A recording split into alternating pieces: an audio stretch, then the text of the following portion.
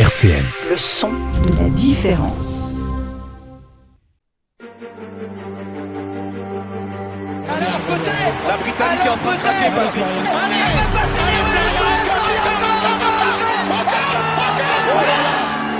Christophe Dominici a pris le ballon. Il l'a passé. C'est français. Essai de Christophe Dominici, c'est un génie. Je crois qu'après avoir vu ça, on peut mourir tranquille. La Maison des Sports sur RCN, Antoine Ronté. Bonjour à tous et bienvenue chers auditeurs, chères auditrices dans cette nouvelle édition de la Maison des Sports. Je suis très content de vous accueillir pour parler de sport à nouveau pendant 1 heure avec mon acolyte Daniel Michel comme d'habitude. Comment ça va Daniel ? Je vais très bien. C'est nickel. Que vous pouvez retrouver tous les lundis de 18h à 19h dans Coup de sifflet. Je suis très content du coup de vous retrouver dans cette nouvelle émission. On va parler d'actualité, on va débattre également des événements phares de la semaine. On va parler de rugby, de basket, de football et on recevra également Élise Mention qui représente le MMH et l'événement Basket 54. Mais tout de suite, il s'est passé énormément de choses dans le monde du sport cette semaine et on va en faire un gros débrief dans le Flash Info. Et on commence cette semaine très chargée par la reprise de la Grande Ligue. En effet, la NBA a réouvert ses portes ce mardi pour le grand plaisir des amateurs de balle orange. Pour la première soirée, les champions en titre de Milwaukee ont renversé les Brooklyn Nets, tandis que les Los Angeles Lakers ont concédé la défaite sur leur parquet face aux Golden State Warriors. Il faudra attendre plus de matchs avant de voir se dégager des tendances dans les deux conférences, mais la bataille promet d'être acharnée. Et restons dans le basket, mais changeons de continent pour aller en Europe où l'Euroleague bat son plein. Lyon, bien positionné, reste solide 5e pour l'instant avec 3 victoires en 4 rencontres. Monaco avec une défaite de plus se classe 10e. En Betclic Elite, Lyon est 4e et Monaco 6e, mais c'est Levallois qui tient la tête du championnat, juste devant Pau et Bourg-en-Bresse. Passons au football désormais où le ballon rond a connu beaucoup de mouvements cette semaine. Après la trêve internationale, c'était le retour de la Ligue des Champions pour la 3e journée de la plus prestigieuse des compétitions européennes. Le Paris Saint-Germain s'est imposé dans la douleur face à Leipzig 3-2 grâce à un doublé de Lionel Messi et un match sensationnel de Kylian Mbappé. Lille, quant à eux, sont parvenus à tenir le FC Séville en échec 0-0 au stade Pierre-Mauroy. Dans les autres résultats marquants, on retrouve notamment le Real Madrid, Manchester City et l'Ajax d'Amsterdam qui ont respectivement étrillé le Shakhtar Donetsk, Bruges et le Borussia Dortmund. Plus que 3 matchs avant de savoir quelles seront les équipes qualifiées pour les phases finales. Et on continue en football pour faire le tour de l'Europe des championnats comme vous en avez l'habitude et on peut sabrer le champagne puisque la semaine dernière la SNL a signé sa première victoire de la saison face à Guingamp. Même si les Nancéens ont fait plus parler d'eux pour la 4e expulsion de Giovanni Hague en seulement 7 rencontres, un record dans l'histoire du foot, on espère que cette victoire sera fédératrice et qu'elle en appelle d'autres pour quitter cette dernière place de Ligue 2. Dans l'élite, le PSG reste leader grâce à leur victoire face à Angers qui leur a permis de se remettre dans le sens de la marche après la défaite contre Rennes. Derrière, on retrouve Lens, Marseille, Nice, Angers et Lyon. En Angleterre, le trio de tête reste le même avec Chelsea, Liverpool et Manchester City. En Espagne, à la surprise générale, c'est la Real Sociedad qui occupe la première place du classement, juste devant le Real Madrid, Séville, l'Atlético Madrid et Osasuna qui se tiennent dans un mouchoir de poche. En Italie, c'est Naples qui s'impose comme leader devant les deux villes de Milan. Et en Allemagne, sans surprise, on retrouve le Bayern Munich, Dortmund et Leverkusen. Et restons dans le monde du ballon rond, mais cette fois pour parler de 2 affaires extrasportives qui ont attiré les projecteurs cette semaine, notamment le procès de la sextape entre Karim Benzema et Mathieu Valbuena, qui a ouvert ses portes ce lundi et qui devrait livrer son dénouement. Qui a livré son dénouement d'ailleurs. Dans le cadre de ce dossier dans lequel Karim Benzema est suspecté de complicité de tentative de chantage, le parquet a requis 10 mois de sursis et 75 000 € d'amende envers l'attaquant du Real Madrid et de l'équipe de France. Et puis toujours dans les tribunaux, le procès de l'affaire Emiliano Sala a également débuté cette semaine pour élucider le mystère de sa mort dans un crash d'avion. On poursuit avec le rugby et Fabien Galtier, le sélectionneur de l'équipe de France qui a annoncé sa liste des sélectionnés pour la tournée d'automne avec 9 nouvelles têtes qui débuteront sous le maillot bleu comme Thierry Pava et Maxime Lucu. La préparation à Marcoussis débute ce dimanche pour des matchs le 6, le 14 et le 20 novembre contre l'Argentine, la Géorgie et la Nouvelle-Zélande. Et en top 14, un point sur le classement, le Stade Toulousain reste leader devant Bordeaux et Lyon. En bref, le tennis où l'Américain Cameron Norrie repart sacré sur ses terres. Cette semaine avait lieu également le Marathon de Paris avec un nouveau record réalisé par le Kenyan Elisha Rotich en 2h04. Chez les femmes, c'est l'Éthiopienne Memouye qui a gagné la course en 2h26. On a vu également une victoire française cette semaine au championnat du monde de cyclisme sur piste avec Donovan Grondin qui remporte l'or sur la course de scratch et l'équipe de France qui décroche l'argent sur la course en poursuite par équipe. Et on conclut ce gros recap par un mot de judo où le français Théo Riquin a remporté la médaille d'argent chez les moins de 73 kilos lors du Paris Grand Slam judo.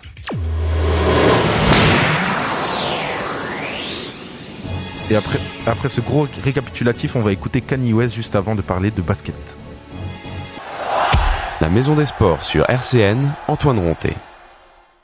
Et tout de suite, on se retrouve avec Élise Mention, qui est la directrice adjointe de Meurthe-et-Moselle Habitat. Bonjour Élise. Oui, bonjour. Comment ça va? Eh ben ça va, je vous remercie. Par contre, je suis chargée de mission en fait en développement social et urbain à Meurthe-et-Moselle Habitat. Voilà, je voulais apporter cette précision. D'accord, précision importante, merci beaucoup. Merci d'avoir accepté notre invitation. Alors vous venez pour nous parler justement de l'opération Basket City 54 qui est proposée par le SLUC Nancy Basket en lien avec la Fédération française de basketball et du coup la Meurthe-et-Moselle Habitat. Est-ce que vous pouvez nous parler un petit peu du coup du premier événement qui a eu lieu mercredi et des prochains événements, il y en a 5, c'est ça en tout? Alors bien sûr, oui, on a 5 événements cette année.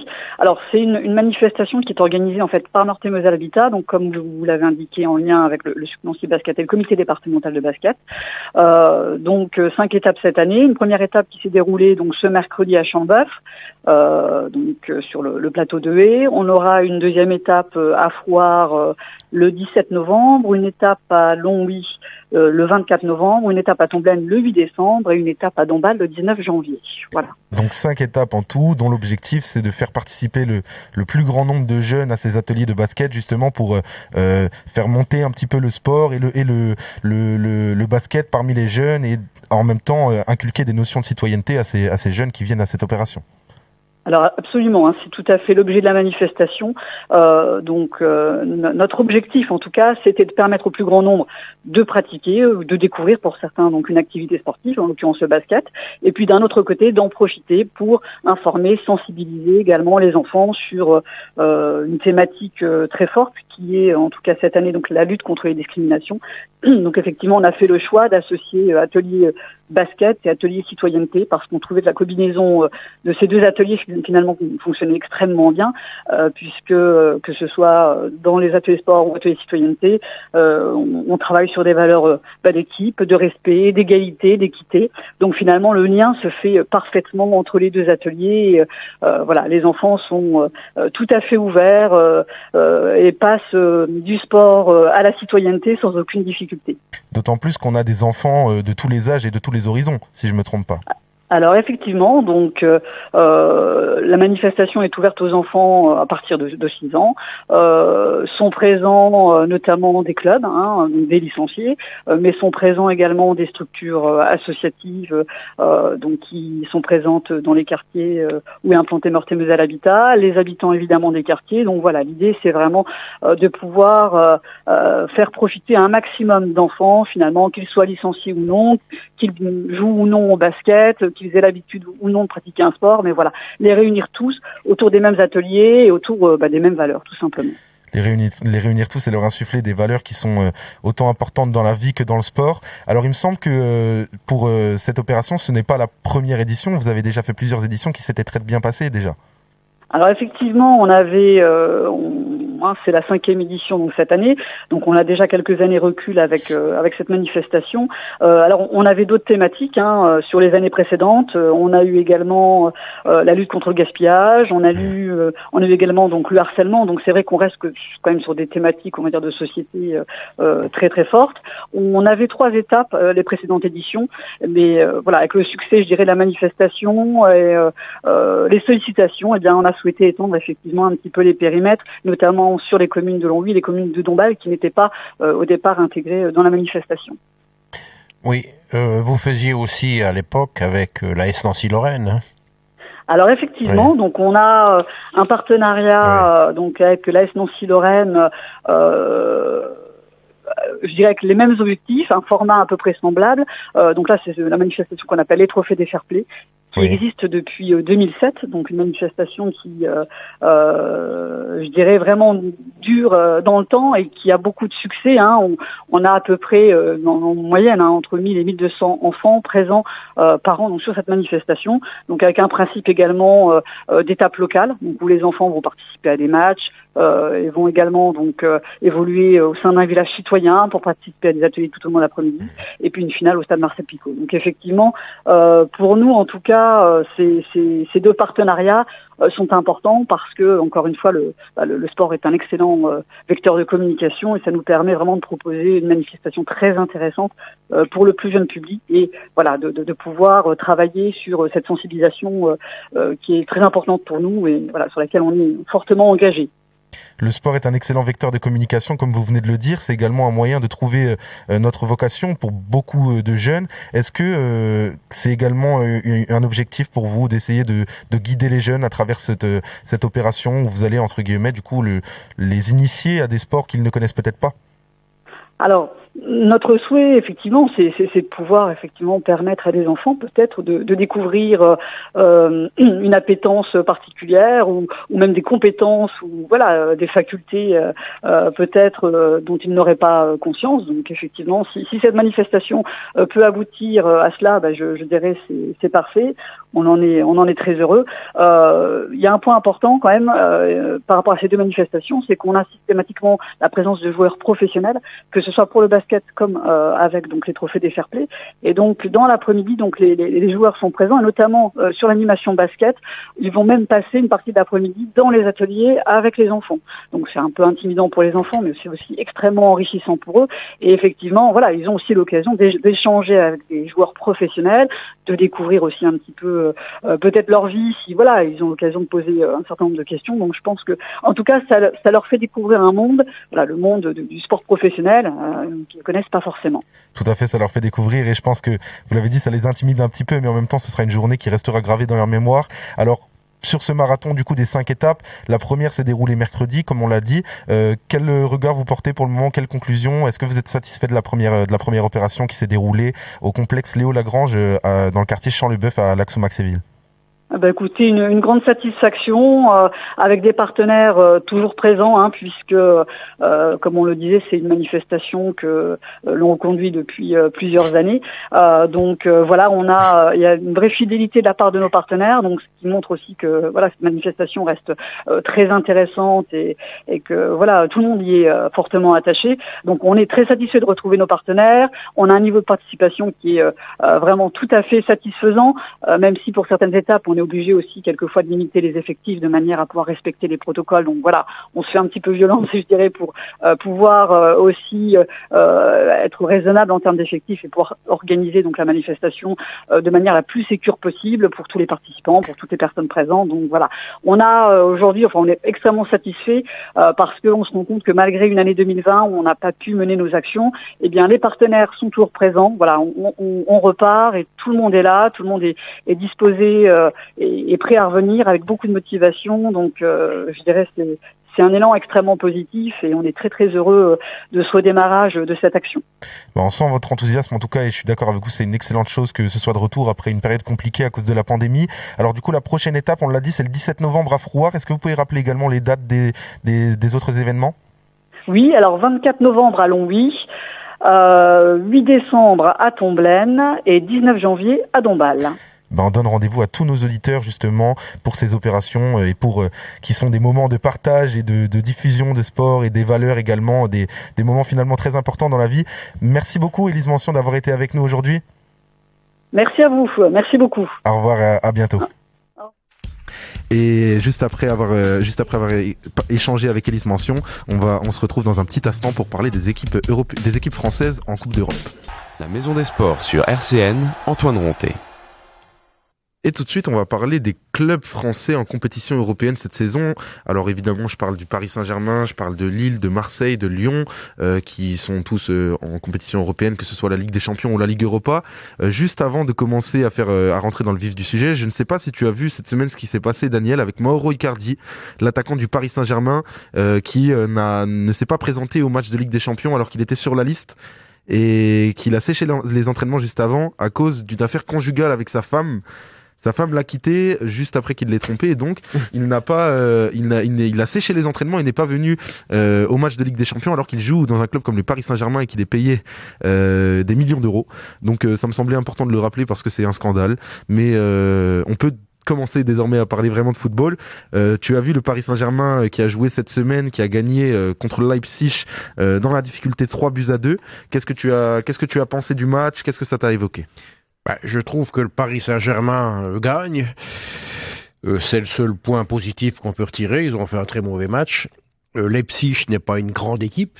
N'est pas une grande équipe, mais tout de même une équipe en ascension depuis quelques années, avec quelques jeunes talents qui sont très bons.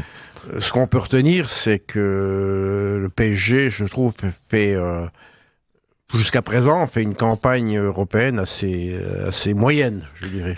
Assez moyenne, et pourtant ils restent premiers de leur groupe avec 7 points en 3 rencontres. C'est un petit peu la même chose en Ligue 1, où ils sont premiers et ils ont 10 points d'avance sur tout le monde, alors qu'ils ne sont pas... Alors, ils sont pas terribles. Hein, ils sont pas séduisants dans le jeu, ils n'ont pas une domination totale. Non, moi ce qui m'a marqué contre Leipzig, c'est qu'en effet ils jouent très mal.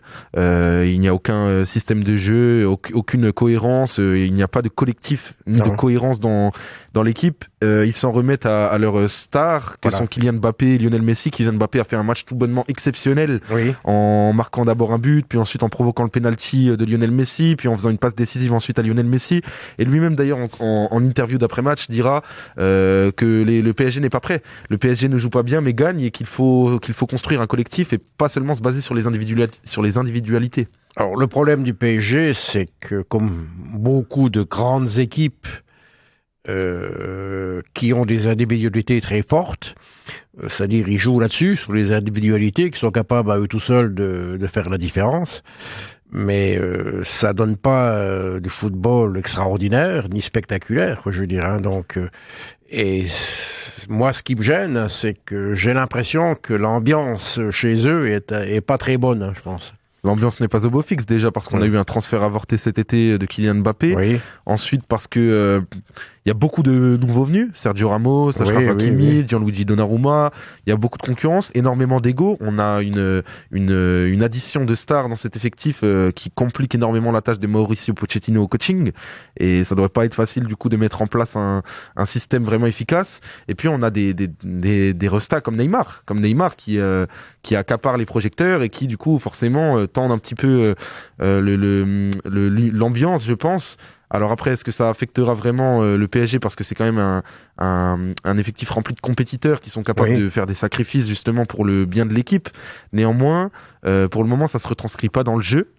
Et je me demande si le PSG qu'on va continuer de gagner autant ces matchs alors qu'ils ne dominent pas et qu'ils ne jouent pas bien. Non, puis en plus ils sont dans un groupe relativement facile, faut reconnaître. Ils ont quand même Manchester City en face à face. Manchester City qui est probablement actuellement la meilleure équipe du monde. Et le FC Séville et pas le FC Séville, le RB Leipzig qui est une bonne équipe d'Allemagne. Et le Club Bruges. Bon, en effet, le PSG est totalement capable de dominer ce groupe de la tête et des épaules, mais pour le moment c'est pas le cas. Et puis le problème des mini-championnats comme ça les favorise, ça favorise les grandes équipes, alors que si c'était sur un match comme auparavant, les retours, ça changerait la donne. C'est vrai, après il y a les retours, ils jouent 6 matchs en tout, 12 matchs en tout du coup, mais voilà, en tout cas on a bien parlé du PSG, on va passer à Lille qui a fait match nul au stade Pierre-Mauroy contre le FC Séville. Qu'est-ce que tu as pensé du match de Lille et de leur pour le moment de leur épopée européenne?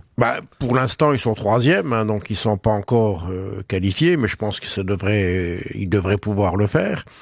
Lille, ils font à leur niveau, je veux dire, c'est pas une équipe transcendante, mais qui joue bien. Je dirais. Moi, je pense que ils font leur championnat, leur coupe européenne avec rigueur, et je pense qu'ils devraient pouvoir se qualifier.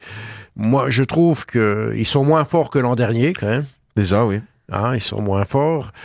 Ils n'ont pas d'individualité très forte, quand même. Faut reconnaître que, alors c'est plus une équipe.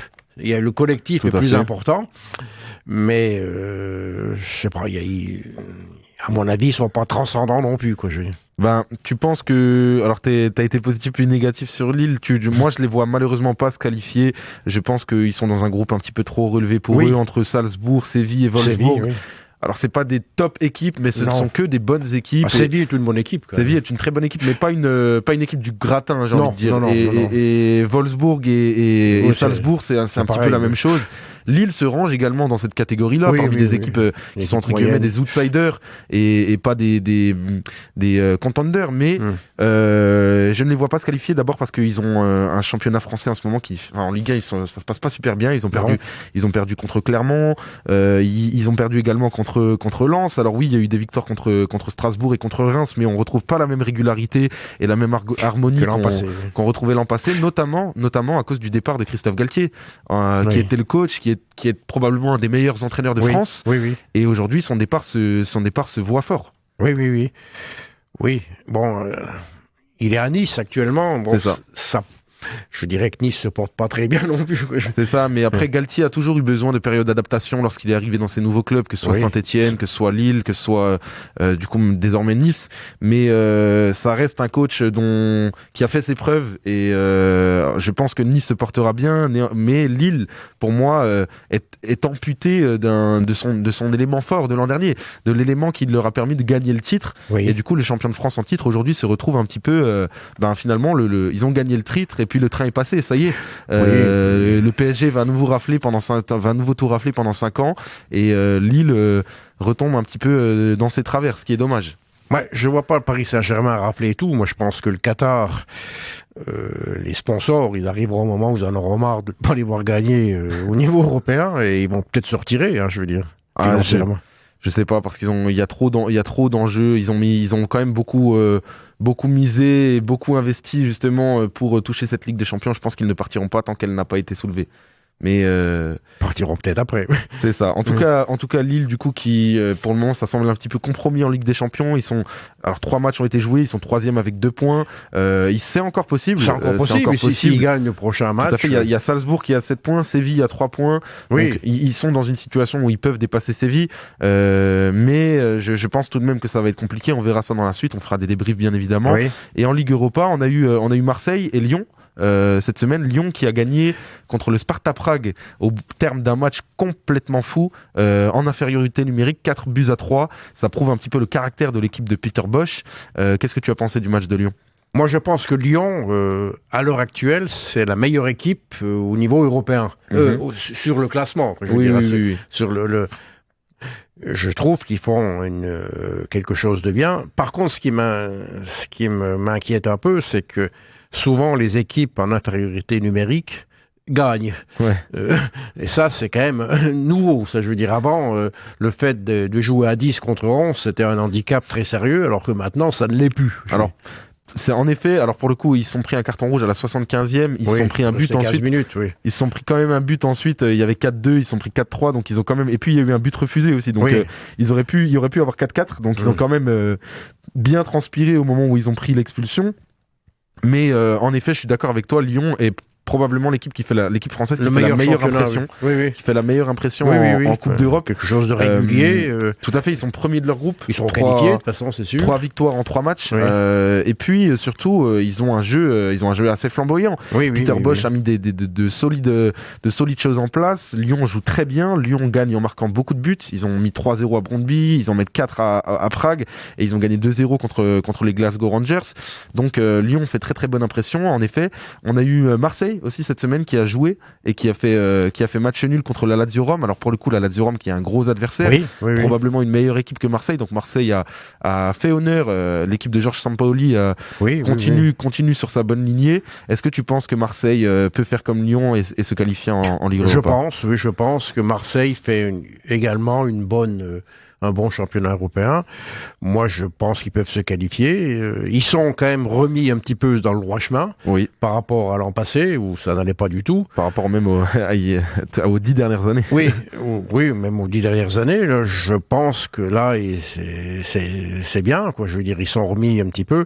Bon, je sais pas ce que ça va donner, parce qu'ils sont quand même dans un groupe assez compliqué, quand même. Hein. Ils jouent contre Galatasaray, le club turc, où c'est toujours compliqué, en effet, d'aller jouer là-bas. Ils jouent contre la Lazio Rome, qui est un gros club pas d'Italie. Des petits clubs, hein, je veux et dire, le Lokomotiv Moscou qui est toujours un petit piège sur la scène européenne. Chez eux, tout à fait. Marseille pour le moment qui a fait 3 matchs nuls en 3 rencontres. Je ne sais pas si il faudrait déclencher une victoire à un moment ou à un autre, parce que les matchs nuls c'est jamais trop bon quand ça ne fait que de se répéter. En plus on peut pas miser sur ça pour se qualifier. Donc on espère que Marseille va remporter son premier match dans la poule européenne cette saison et les voir se qualifier tout comme Lyon. Mais je crains que la disparition de Bernard Tapie, même s'il n'était plus dans le circuit, leur fait du mal quand même, parce que je trouve que Marseille n'a plus l'aura qu'il avait jusqu'à présent, jusqu'il y a une dizaine d'années. C'est tout à fait, son Bernard Tapie, c'est clair que c'est moins, c'est un personnage emblématique de l'Olympique de Marseille. Néanmoins, Georges Sampaoli a quand même impulsé quelque chose depuis son arrivée à Marseille, et les joueurs marchent tous dans la même lignée et pour moi Marseille a un bel avenir devant elle.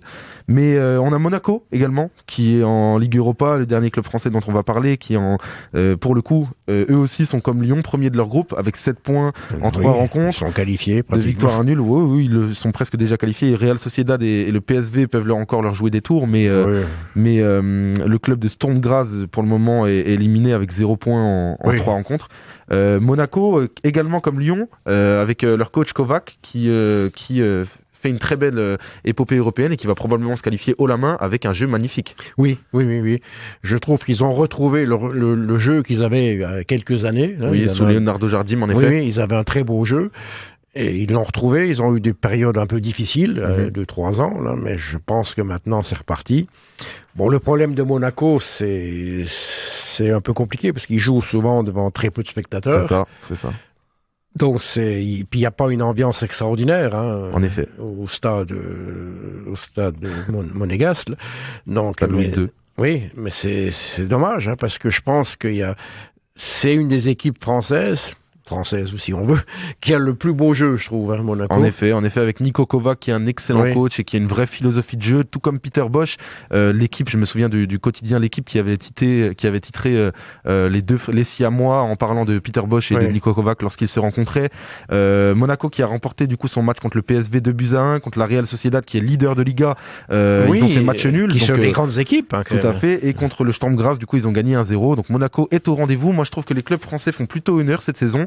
Daniel, en compétition européenne, c'est assez rare, donc il faut le souligner. On fera des débriefs bien évidemment dans les semaines à venir et on espère que ça va continuer de cette manière. En tout cas, on va se retrouver dans un petit instant pour parler de rugby. La Maison des Sports sur RCN, Antoine Ronté. Et tout de suite, Daniel, juste avant de parler de rugby, j'aimerais qu'on s'attarde un petit peu sur le cas Karim Benzema, qui va encore faire parler de lui cette semaine. On en a parlé la semaine dernière pour le Ballon d'Or, et cette semaine, c'est le procès de l'affaire de la sextape entre lui et Mathieu Valbuena qui est revenu dans les tribunaux. On connaît la sentence. Karim Benzema a pris 10 mois en sursis et 75 000 euros d'amende. On va pas s'attarder sur l'affaire judiciaire. Est-ce que tu penses juste que Karim Benzema risquera d'être pénalisé pour le Ballon d'Or ou pour l'équipe de France où il est revenu il y a à peine quelques mois maintenant? Pour l'équipe de France, je crois pas. Pour le Ballon d'Or, je pense que ça va sérieusement l'handicaper.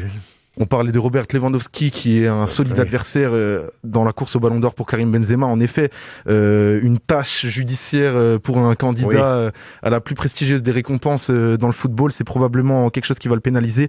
En tout cas, on espère que Karim Benzema continuera de jouer de ses belles performances, en tout cas, parce que ça vient un peu comme ça là au moment où il est sur un nuage, il enchaîne des excellentes prestations, donc on espère que ça va pas le gêner. En tout cas, on va parler de rugby désormais. Je voulais rajouter quelque chose au niveau du foot.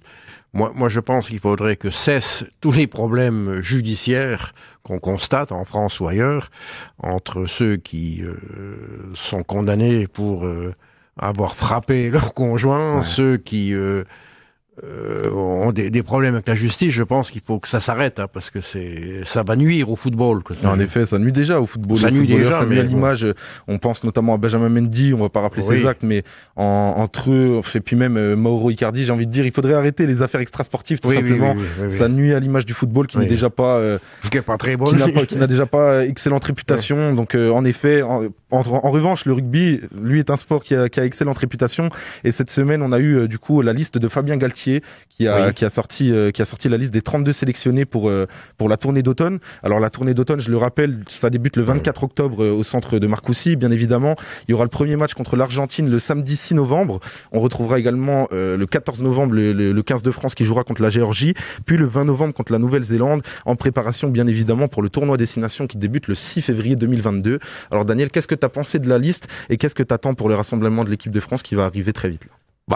Sur le rassemblement, à mon avis, contre la Géorgie et l'Argentine, ça devrait être une simple formalité. C'est pas deux grandes équipes. La Nouvelle-Zélande sera un peu plus difficile quand même. C'est une des équipes fortes au niveau mondial qui se situe à peu près à notre niveau. Je veux dire, c'est pas. La sélection de Fabien Galtier, elle est sans surprise. Je veux dire, c'est pas. Moi, je pense qu'à l'heure actuelle, le rugby français est en progression.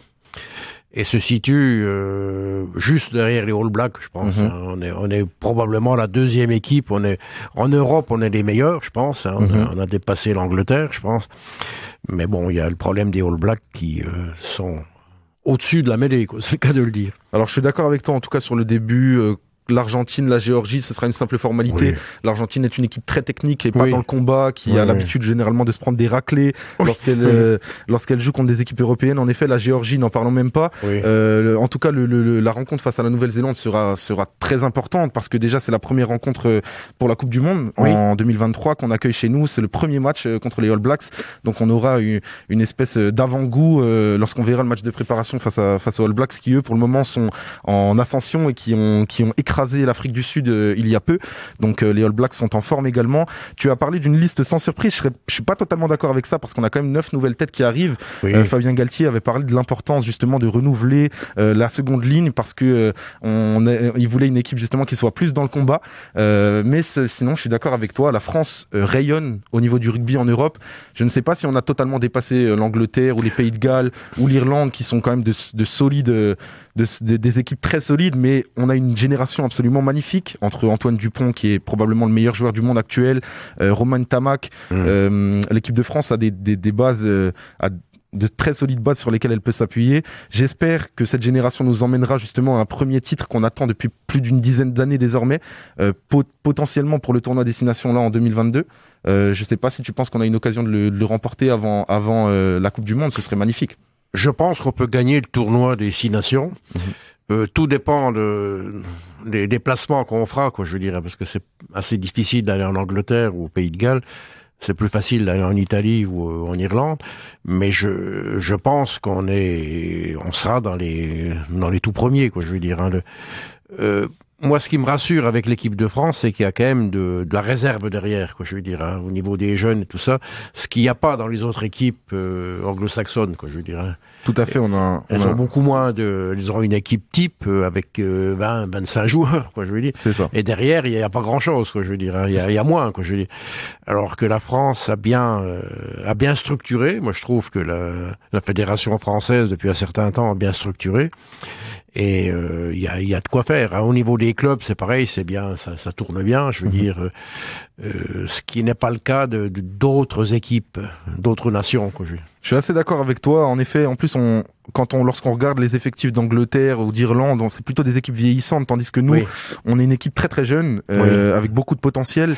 Cela dit, pour le tournoi Destination, je ne sais pas si on sera capable de le remporter. On a quand même échoué sur le dernier face au Pays de Galles, on avait de belles espérances et au final, le Pays de Galles nous a mis une sacrée claque sur un match. Où on a finalement pas su faire une fière opposition. Et puis du coup là le tournoi Destination qui débutera en février, on commence contre l'Italie, ensuite on joue contre l'Irlande, on accueille l'Écosse ensuite, les Pays de Galles et puis pour finir on fait l'Angleterre. Donc on fait quand même les plus fortes équipes à la fin. On démarre avec les plus faciles. Je ne sais pas. Je ne saurais pas me prononcer. J'espère en tout cas qu'on va le gagner, mais je reste prudent face à des équipes comme le Pays de Galles ou l'Angleterre. Bon, il faut savoir que le tournoi des 6 nations, c'est un peu particulier, c'est des derbies, c'est une sorte de derby, ce qui n'est pas le cas de la Coupe du Monde. La Coupe du Monde, parce que en plus ça se déroulera chez nous, donc c'est un peu particulier, parce que quand on regarde même le Pays de Galles, ils sont quand même vieillissants et un peu sous le déclin, faut reconnaître. Tout à fait. À part l'Angleterre, parce que l'Angleterre c'est un peu différent. Les Pays de Galles sont vraiment vieillissants. Je pense notamment au capitaine dont je n'ai plus le nom, mais qui a 36 ans. Oui, ils ont tous. Donc on espère en tout cas que cette nouvelle génération française emmènera le 15 de France à un titre qui est tant attendu depuis plusieurs années désormais. On a bien parlé de rugby. On se retrouvera dans un petit instant pour parler de basket. La Maison des Sports sur RCN, Antoine Ronté. Et tout de suite pour conclure cette émission, on va parler de basket, Daniel. Alors pas sur le parquet, on va parler de basket parce que le championnat français n'a plus de diffuseur pour le moment et n'est plus sur les écrans comme l'a titré l'équipe Balle Orange, écran noir. Pour la première fois depuis 30 ans, la Betclic Elite n'a pas de diffuseur. C'est tout simplement un scandale, un fiasco. Les sports entre guillemets de niche, parce que le basket n'est pas un sport de niche, mais en France c'est tout de même un sport qui n'est pas sur le devant de la scène, morfle et non plus d'argent. Donc on a des commentateurs comme Stephen Brun et comme les commentateurs d'RMC Sport tout simplement, qui ont un job depuis des années, et cette année pour le coup ils sont obligés de commenter dans le vide.